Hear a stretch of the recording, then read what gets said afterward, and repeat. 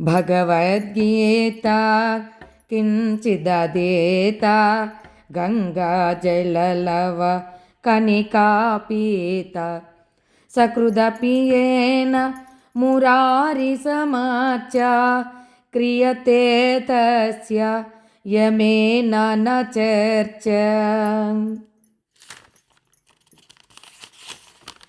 ఎవడైతే భగవద్గీతను కొంచెమైనా అధ్యయనం చేస్తాడో, భగవద్గీతను అధ్యయనం చేయటమే కాదు, దాని యొక్క సారాన్ని జీవితంలో ఆచరించాలి. అలాగే గంగాజలాన్ని కొంచెమైనా ఎవరైతే ఆచమనం చేస్తాడో, శ్రీహరిని ఒక్కసారి అయినా అర్చన చేస్తాడో, అతని గురించి యముడు ఏమీ పట్టించుకోడు, అతనికి జనన మరణ భయం ఉండదు అని చెప్తున్నాడు. ఈ శ్లోకంలో ఆనందగిరి అనేటువంటి గురువు శంకరాచార్య యొక్క శిష్యుడైనటువంటి అతను చెప్పాడు. ఆధ్యాత్మిక ప్రగతికి ఇక్కడ 3 దివ్యమైన సాధనాలు చెప్పబడినవి. 1 గీతాధ్యయనము, 2 గంగాజల సేవనం, అంటే ధ్యాన సాగరంలో ఆ గంగాజలాన్ని పానం చేసిన వానికి యమధర్మరాజు చూడడని, ఇంకా మురారి యొక్క పాద సేవనం అని 3 చెప్పాడని. భగవద్గీత చదవటము, ధ్యానం ద్వారా అమృత జలాన్ని సేవించటము, ఇంకా భగవన్నామస్మరణ చేయటం, ఇవి 3 ఇచ్చాడు. ఉపనిషత్తుల సారమైన భగవద్గీత అధ్యయనం వలన మానవ జీవిత లక్ష్యము, దానిని చేరు మార్గము తెలుస్తాయి. మానవునికి అందుబాటులో లేని ఆకాశగంగను భగీరథుడు అనేక ప్రయత్నాలతో భూమి మీదకు అవతరింపచేశాడు. ఆకాశగంగ, ఆ ఆకాశగంగను మనం కూడా ప్రయత్నం చేసి ధ్యానం ద్వారా ఆ అమృత జలాన్ని వర్షింపచేసుకొని ఆ అమృత జలాన్ని మనము పానం చేయాలి. ఆ ప్రవాహ దాటిని భరించి మందమందంగా భూమి మీదకు విడవడానికి ఆ పరమశివుడు ఒప్పించాడు.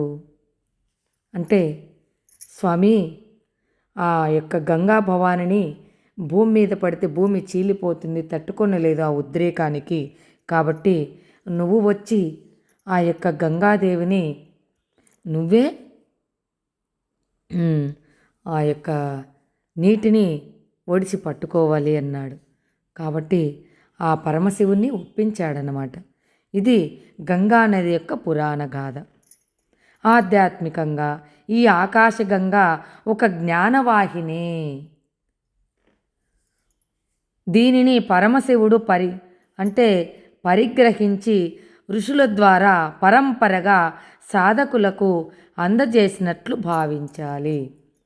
ఆ పరమశివుడు వీళ్ళందరికీ కూడా ఋషులకందరికీ ఇచ్చి ఆ జ్ఞానం అనేటువంటి ఆ యొక్క వాహినిని మనకందరికీ ఈ విధంగా అందజేస్తున్నాడు. ఋషుల వారసులైన సద్గురులే భక్తులకు భగవంతునితో సంధానం చేయగల సమర్థులు. భగవంతునితో మనల్ని సంధానం చేయగలిగేటువంటి ఎవరైనా ఉన్నారంటే దానికి గురువులే. మన దేశంలోని గంగానది దివ్యమైన ఆకాశ గంగకు ప్రతీకం. అందుకే దానికి అంత పతివ్రత లభించింది. దాని తీరాన అనేకులైన మహాత్ములు యజ్ఞయాగాలు తపస్సులు చేసి ఆ నదిని పునీతం చేశారన్నమాట.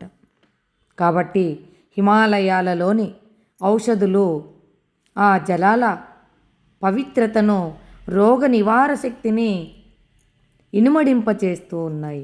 అందుచేతనే మానవుడు భక్తి విశ్వాసాలతో ఆ జలాలలో స్నానం చేసిన, ఆ గంగా జలాన్ని తాగినా ఆశించిన ఫలం పొందుతాడు. ముర అను రాక్షసుని శత్రువు మురారి అన్నమాట, శ్రీహరి. కాబట్టి ముర అంటే అహంకారము అని కూడా అంటారు. అహంకారానికి శత్రువు అయినటువంటి శ్రీహరి పాదాలే శరణ్యం మనకు. కాబట్టి ఆ మురారిని అంటే అహంకారాన్ని అణిచేటువంటి భగవంతుణ్ణి సేవిస్తే సకల కర్మలు పాప ఫలాలు నశిస్తాయి.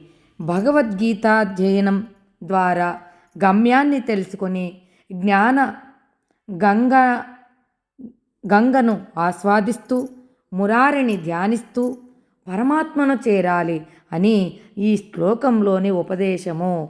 పరమాత్మను చేరిన వారికి ఇక పునర్జన్మ ఉండదు. జన్మ లేనిదే మరణం ఉండదు. మరణము లేని చోట ఇక యమునికి ప్రమేయం ఉంటుందా?